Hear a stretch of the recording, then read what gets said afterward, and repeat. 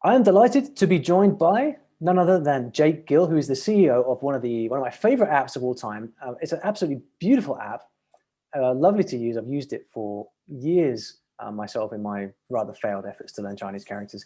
Skritter. So, Jake, welcome to the channel, man. Thank you so much for having me, Olly.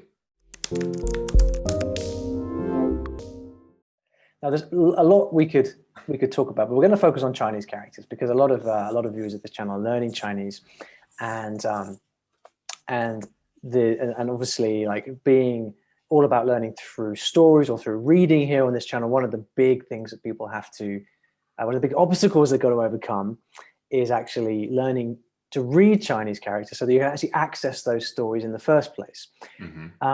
So what we're going to focus on here actually is how to go about learning Chinese characters. And I've got a whole bunch of controversial things I want to put to you there. But perhaps, perhaps before we start, you could just tell us a little bit about what is Skritter, how did you get into it, and how did it all come about? Sure. Yeah, so Skritter is an app for, we're the world's #1 character writing application. We've been around since 2008, started as a website.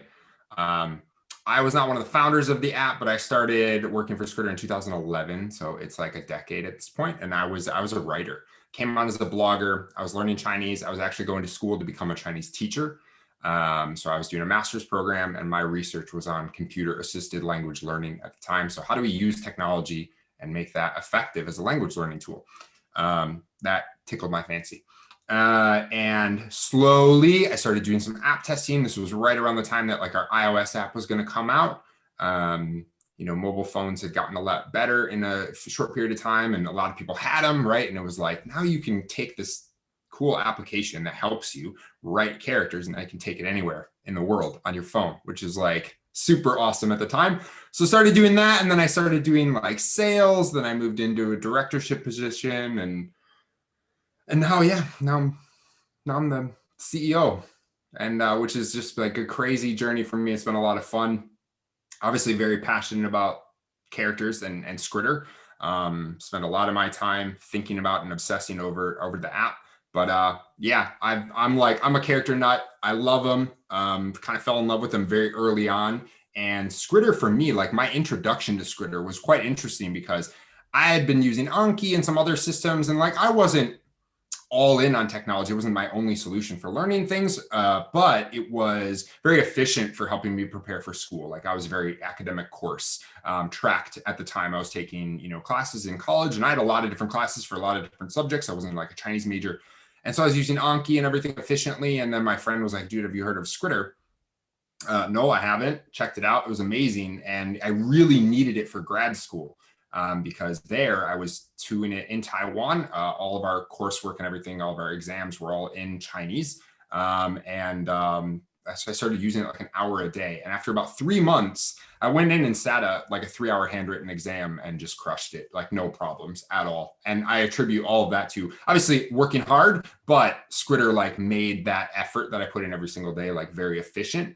And that was for me when I was kind of sold. It was like, all right, yeah, this works for real. Yeah, turns out that I was going to be spending the next 10 years of my life working on this product. So yeah.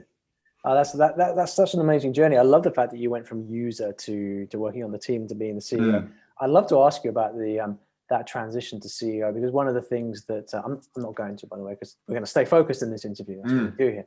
But sure. But one of the things that's like generally the guy who is super into the theory of the thing, how to learn Chinese characters, is not the person who ends up becoming the CEO of the company, because it's a very different skill set that you bring, isn't it? Business development and stuff like that. So I think maybe I'll get you on the podcast one day, and we'll dive into that would be fun. How that transition. To be honest, my teaching chops have deteriorated over time because I have really had to focus and shift. And it was about a year ago, actually, that I really kind of rekindled a lot of my passion for language, like learning Chinese specific. I use it every day, but I got to a very advanced level and I kind of had to shift gears. Like you said, like it is a very different skill set to run a business and manage people versus thinking about theory crafting and pedagogy and all these different things. And so I kind of put the teacher cap off for a minute.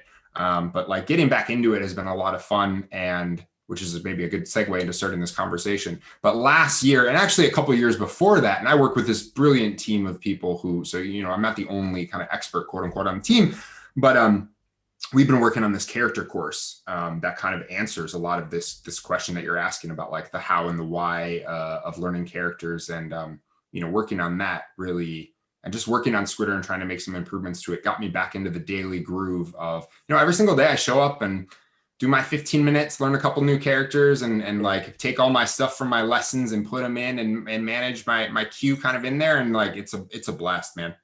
So you are immersed in this world of learning Chinese characters. There are different approaches to learning Chinese characters. And one of the things that I've always found most interesting and entertaining on the internet is the fact that like discussions about Chinese characters get pretty violent. You get the impression that if people were in the same room together, they'd be like, they'd be beating each other up. So what is, set out the stall for Skritter. What is the thesis of Skritter when it comes to learning Chinese characters? Yeah. So Skritter is a spaced repetition tool. So it's a flashcard tool at its core. And we're working to kind of expand that so that it has courses inside of it, and that we give you, you know, little tidbits about how characters work and how they deconstruct. And we'll talk about a lot more about that in a minute. But at its core, it's a flashcard application, and it's designed specifically for Chinese and for Japanese.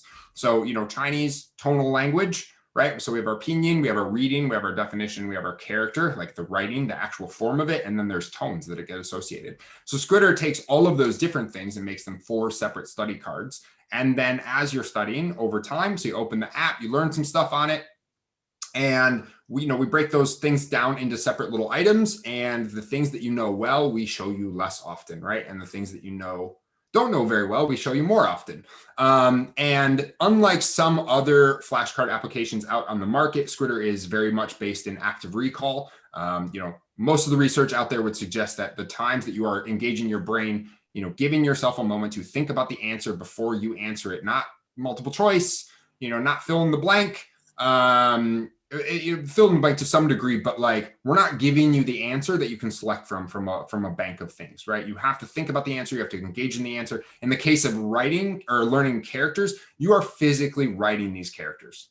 Unassisted, if you want to go that way and turn on that setting, you know, a little bit of assistance there to kind of make your strokes beautiful and easy to do on a bus or whatever, right, on the go. But you are physically forcing your brain to engage with the material actively and recall what the answer is. And then we're going to give you feedback on whether you did it or not. And that process, research, you know, there's not tons and tons of research out there for non-native speakers.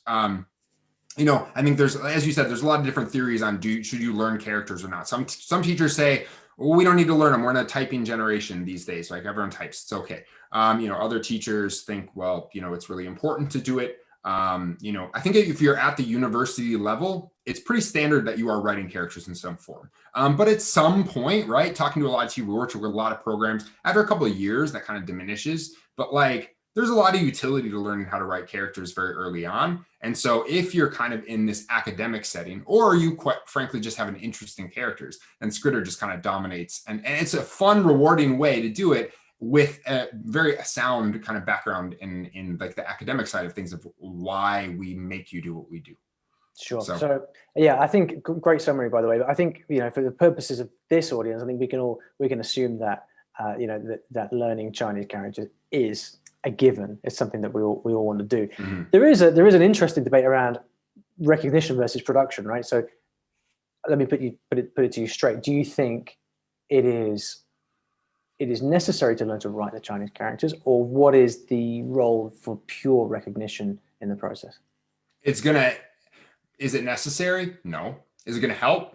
Yes, a lot. It's going to really significantly boost that. And like to like back up a minute, and what is Skritter? Skritter is an app that helps you learn to read and write characters. The reading is probably more important than the writing. The writing is really cool, but like, we will help you learn to read very quickly, because you're engaging with these things in so many different ways, and you're disconnecting that character from the pinyin or whatever, right? So some people just want to learn characters.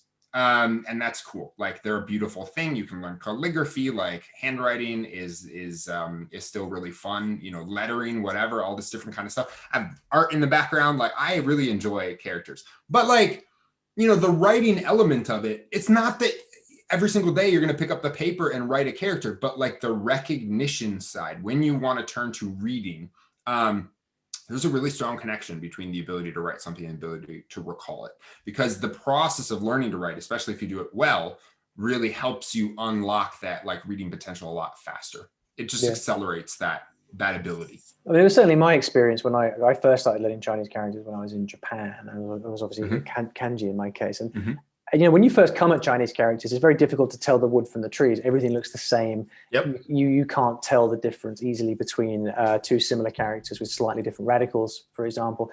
And so it always, you know, the way that I learned initially was just with pen and paper. You know, I would just copy out these characters, and it was my experience that the writing was not. I felt it was cool, so I was kind of happy to do it. Sure. But there's no question the process of actually writing out the characters helped with the recognition, because it forces you to pay attention to things like the radicals, things like different variations between characters, and actively process the information in a way that you wouldn't be able to if you're just based on recognition, because with recognition alone, you're not forced to look at detail so much. You know, there's those interesting things that you see on social media sometimes where it says, you know, read this word backwards. Can you understand it? And you can. And you can read words, this is in English, by the way, and you can read words in English with half the letters missing, because we just process information in chunks rather than in these little details. So yeah, it's a kind of a given for me that. And people actually do that in Chinese as well, right? Like the chunking, but the chunking is very different. And it's something that for non-native speakers, we really have to train our brain. So if we're talking like recognition, right? Like one of the very interesting things too, in a way that can really be a detriment to that process, which I think is really kind of relevant for the stuff that you're getting into, and the story element of it is like, you know, pinyin and like using it. Like, should I use this? Should I just like, you know, I can't read characters yet. Do I just use the pinyin? Like, no, definitely don't want to do that, because Chinese has characters, and Japanese has kanji and hiragana and katakana, and so the sooner that you get away from that crutch, and the sooner that you just get it out of there, the faster your brain can start to kind of adapt and process and work on chunking, right? Because I'm not a Japanese expert by any means, but like in Chinese, at least, there is no break in words. You don't know where one word starts and one word ends. So you just have to, it's repetition, right? It's just drilling that into your brain, reading a lot of stuff, and eventually kind of pick it up and you start parsing information a lot quicker. Sure. But you got to do it. You got to do it. So if the core of Skritter is spaced repetition, which means you're testing yourself at varying intervals depending on how accurately you're able to write the character. That is the thing that helps you practice recall. Then what is, in your view, the best way to approach actually learning the characters in the first place? Because they're two different things, aren't they? Yeah. So I would say that Skritter in its core form is exactly what I described. And one of the things that we're doing recently, and one of the things that we've done really kind of since my transition to CEO, is, you know, one of the first days I was talking to my developer and I said, okay, you know, Skritter needs to we need to go back to the not even the basics, but we need to look at the core of our product, and we need to like change it slightly, because Skritter works effectively if you are aware of the things that we're about to discuss. So if you don't know that and you're a beginner, then like, what do, right? Because mindlessly writing things down on paper is not very good. Yeah, it's okay for your muscle memory, but it doesn't force you to kind of break apart and write and learn these characters in the way that is probably smart. So these days, Skritter, what it does is when you open the application, our mobile apps right now are kind of a prime example of this, but like, we guide you through this process. We show you the stroke order, and we also have inside of our app, on the kind of premium side of things, we have this character course, and it's 150 characters, but we're telling you the theoretical knowledge about characters. And if we have to like boil this all down, there's tons of things that we cover. It's 16 episodes and everything else, and talks about kind of the origin of characters and different things. But I would say that if you are looking at characters, just doesn't matter what application you're using, in a general sense, like, the process of learning is probably best if you use like 5 basic steps. And the first of the steps is that you want to like look at the character. Okay. Just look at it. But when I say look at it here, it's not just like you said, we're looking at the whole word, but that's like not enough if it's new. So we need to kind of deconstruct that thing. We need to be mindful of the stroke order, being mindful of the components, the radicals, as you're saying, that are in the character, those particular details. And in the beginning, that might be a little bit stressful, and it requires maybe a lot of like looking up of characters or something. But the more that we do that in Chinese and in Japanese, the more that we realize that characters are built up often of components and these building blocks, and there's only so many of them that we use fairly frequently. And so we start putting these things together. And so recognizing how characters deconstruct, right? Is this a left-right characters? Is this a top-bottom characters? It's like a character that's a box on the outside with stuff in the middle. There's only so many forms of characters. And so once you learn about those forms of characters and you start recognizing them, maybe you just learn them along the way, right? We're all going to stumble, but at least paying attention to these things, eventually you start connecting these pieces together. So you look at these characters, but you look at them in like fine detail. Then I think it's time to like actually do some analysis. So rather than just writing a character mindlessly over and over again, take the time to do the research, spend a couple of minutes familiarizing yourself with the character. And the more often that you do that, the less time you have to invest later. So in the beginning, there's a lot of like, maybe learning new characters, like 5 or 10 minutes of work to really kind of dig in and drill into it. But eventually, right, I'm kind of at the point where like I can look at a character blind, like I see a character I've never seen before, and like just deconstructing that, remembering that the next day, probably not that difficult, because I've seen enough of them, right? So the second part of this process is really the analysis. Then now we're kind of at the point where like we can write these characters. And so writing them, paying attention, being mindful of that stroke order, not just this mindless writing, but this intentional focus. Hey, I'm going to do this. I'm going to actively use my brain and think about what I'm doing and visualize the thing that I just learned and put that on the paper. And then after that, so that's like step 3, which is xie. And then step 4, we can do some analysis. So 对比, we do a little comparison. Is what I wrote compared to what I'm supposed to be writing? And Skritter's great about this because we don't show you the answer that you're trying to do, right? So you're not like copying a character. But if you're doing this on pen and paper, maybe you kind of cover that or whatever, and then look and say, okay, did I do successfully? If you didn't, whatever, just go back, make some changes, analyze your mistakes, and set yourself on the path of like long-term retention. And, really, in terms of like making a character stick, I do think that it's one of these things where it's not going to happen overnight. We're going to need a lot of repetition. Our brains are really good at forgetting things, I think, by design. And so just like, reading is a great way to do that. SRS is really good at kind of helping you focus and narrow in on what you're struggling with. But like, you expose yourself enough times over enough period of time, and you will remember it. It's not impossible. Yeah. So the kind of ethos of your method then, as you've explained it, as I understand it, is very much like deep focus on one thing, getting it right, and then moving on to the next. If you want to learn how to write characters and read characters well, yes, take the time, because characters they're built up of building blocks. They have strokes. Like there are rules to how these things work, and if you understand those rules and you understand how characters evolved over time. And that's where, Skritter, I think we do a really good job of taking all that information. I mean, sometimes it takes years to kind of realize this, and then you go, oh my God, that's how it works. Yeah. And I've seen that so many times. And so this is where Skritter, as a kind of a company, like how do we handle beginners who don't know this stuff yet? Right. And it's tough because there's a lot of misinformation out there. There's a lot of opinions out there that are very strong. Some people just say, forget it. You don't need to learn characters. But like, if you want to go to an intermediate and upper intermediate and advanced level in Chinese and Japanese, you have to learn characters. Yeah. So teaching anything hard as educators, you've got a problem. And I'm sure there's a term for this problem. I don't know what that term is. But the essential problem is you're trying to teach someone something hard. And anytime you teach anyone something hard, the majority of people are going to give up because people don't like hard things. And so it seems to me that we've always got to find a balance between teaching something the way that we know it needs to be taught in order to do it properly versus actually getting people to adopt this new behavior, keeping them motivated for long enough to actually learn in the first place, because those two things often are on a kind of a collision course, aren't they? So I mean, and this is what I found personally when the various times that I've said about learning Chinese characters. It's been like I have a huge amount of success up front, but then it's just too much. Like it's just like, you know, after a few weeks or a couple of months, it's just the volume of work I find to be overwhelming.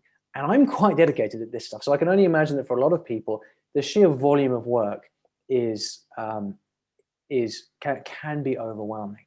So is there a place, do you think, for an approach to this, which is kind of more quantity over quality in the interests of just moving further down the track? And I know I'm kind of asking you to argue against your own position here, but yeah. No, but I mean, so really, like, if we're to, does everyone need to do exactly the minute details that I just said to, you know, get the basics of Chinese done? Absolutely not. And like my recommendation, if you're like literally, if you open Skritter and use it as an application, inside of there we have some decks on like colors, radicals, the zodiac, whatever. And like, we're pretty chill about it. We're not like going in and deconstructing everything and saying, oh my gosh, this is how it works. Like, here's the theory. I'm just like, just use the app, right? Even that, because you're doing active recall, is going to be better than the alternative. And honestly, this is mostly how kids learn, is just kind of like, it's like repetition over time, and try and make that a little bit more engaging and fun and whatever.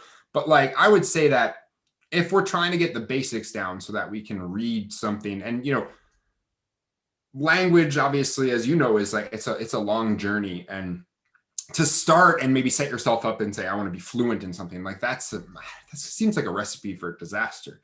So easy to quit from that kind of a thing. But like, if you're like, yeah, I'm going to learn like 100 characters or something, you know, that's probably a lot more reasonable of a goal, and it's pretty easy to achieve. You know, it's going to take a little bit of time, but even that is going to get you access to so much of the language. And it'll get you reading. There's a lot of, you know, materials out there. I'm not sure about your story series, if you have off your top of your head, and we'll talk about that in a minute, you know, for the Skritter channel, because I'm genuinely curious. But there's a lot of really interesting stuff out there these days, graded readers that are level appropriate. And I do think that no matter what, if you're studying Chinese, you're watching this channel and you're interested in it, like, you know, don't worry about that, like 3,000, 4,000 characters, whatever, all the stuff that you see online. Like, start small, start with baby steps, and get yourself as quickly as possible into the point where you can make it exciting with context and greater readers, level appropriate stuff. And the barrier to entry for that is, maybe if you're talking sentences, like, pretty low, but if we're talking kind of more kind of meaty material, then maybe it's like 150 characters. Something like that, 200 characters or whatever, and getting to that point with a little bit of dedication and focus, and like, I mean, it's just about building a healthy habit, I think, at that point.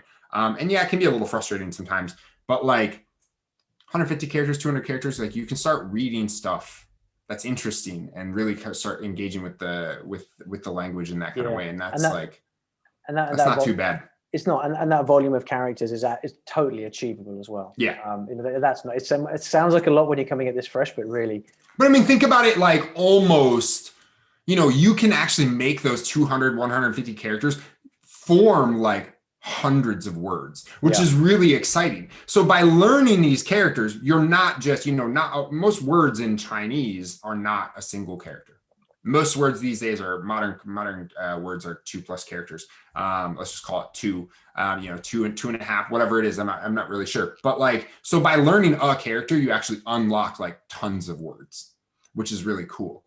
And so if you find these really good, I think for your Japanese course, you have this, like, you've got that like golden 100 words, correct? And so, like, you know, in Skritter, we do this stuff where one of the decks that we have 100% free, again, is the 100 most common components. And like, those components, right, if you learn those, can unlock just hundreds and hundreds of words.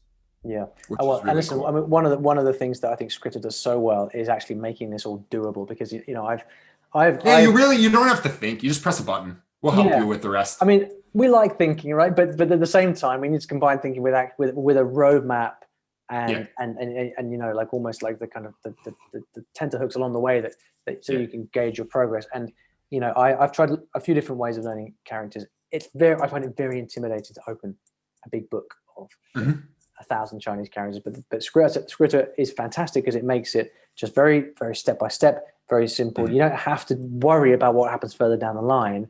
Sure. You can just get on, you can just literally just get on with it. Like on the back end, the theoretical, the pedagogical knowledge is behind it, right? And that's my favorite part of my job, is like making this so that it's fairly easy. I mean, my daughter is 4, and at 3 years old, she was using Skritter by herself. Like, and like, not a ton, but like, I was like, okay, I've designed something at least that is easy enough that my daughter, who's very young, can do it and feel really good about it, right? And that's a She's testament. writing her numbers, which is really fun. And so like, but the really cool thing is, and I think it's like, so we're making accessible, right? Very easy to get into, very easy to just press a button and kind of go. We have like a testing mode now inside of the application. So you can do this as many times as you want and have a blast with it. And, we've got these we've got some really cool progress updates that are coming very soon, which will be exciting. But like, when you get to, if and when you get to the point where you want to take this more seriously, you want to go deeper, and you want to take it to that intermediate, upper intermediate level, advanced level, heck, you want to become an expert in some of this kind of stuff, right? Like,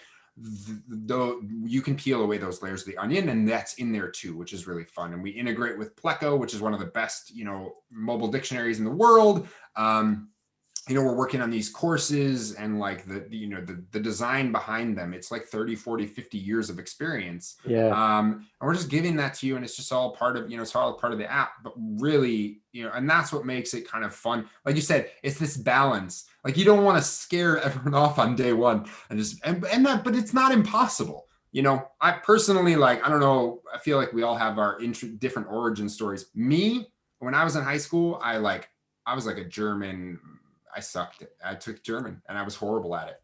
Turns out I didn't use it outside of class or do my homework or whatever else. But like, then I got a taste. I went to Indonesia, started interacting with people, and I thought, okay, this isn't so bad, right? This language learning thing. And then I pick Chinese, which people say is the hardest language. And like, I did it. So if, I don't know, certainly not some genius by any means, but like, just found it interesting, found something that worked for me and made it work. And Well, the kind of golden ticket for language learning really is often like when you marry your interests. You find that language that just speaks to you for whatever reason, and then people always ask, like, what's the hardest language in the world? And there's no answer to that, because people can learn the one you're bored with, right? Exactly, and just like the easiest language in the world is the one that you're in love with.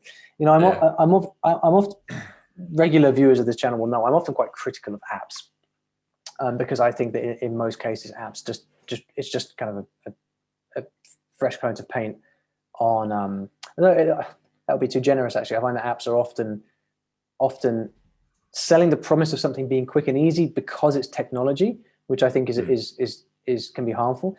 But there are a very small number of apps which I think actually really harness technology to make the whole process better. And one of those types of apps is apps that help you learn characters, because the nature of the process is, unfortunately, huge amounts of repetition and hard work, and apps are ideal at that because of the integration of spatial repetition. So I think Skritter is I'm a huge fan, because I think it really does add something very valuable to the language learning universe. Well, we really appreciate that. Yeah, well, we also save paper. Well, it's one of these things where like I think the cool thing personally about apps for me is why they're interesting. Yeah, a lot of them don't get it right. Genuinely, they don't. And they're not going to be a silver bullet or a magic bullet that does everything for you. But like, there is something really cool if you can harness that dead time that exists in the world. If you really look at what you're doing every single day, like, yeah, you can scroll social media or whatever, or you can like take 5 minutes every day and jump on Skritter or something and then like learn a couple characters. Like, that's, to me, that's super awesome. If you can kind of like get your brain into that mode where that's your habit, you're just gonna fly by everybody else who's kind of making excuses or whatever, right? Like the accessibility is what interests me in technology, I think, more than the promise of being able to like over deliver like the AI or whatever. I'm with you, man. It's not the ultimate solution, and it's not ultimately how humans really learn language, right? We don't just sit in front of a computer. We engage, and we make mistakes, and we get feedback, and we laugh, and we stumble, and whatever else, right? And those things have to happen to really make language stick, I think. But we will put a link to Skritter in the description box down here. If you've got a phone, press, it's a couple of taps away, you know how to find it. Jake, thanks so much. And there should be some information below in so so I would say the mobile app is where it's at if you just want to check it out. But if you want a little bit of a discount, you should use the link for I Will Teach You a Language. In that code should get you on the website. It will get you like 10% off the first purchase, and we also have a 7-day trial, 30-day money back guarantee. So if you're not in love with it, you know, we're not going to try and take your money. So. Well, I didn't even know that code did that. So that's great news. So we'll put the instructions below, whatever Jake just said. I'll make sure that's clear. And then we'll continue this discussion over on the Skritter YouTube channel. Join us over there. And we put out free videos and everything else. And we're going to talk about stories and the power of story and how to combine this and make it work with Chinese and Japanese. Awesome. Thanks so much, man. Thank you.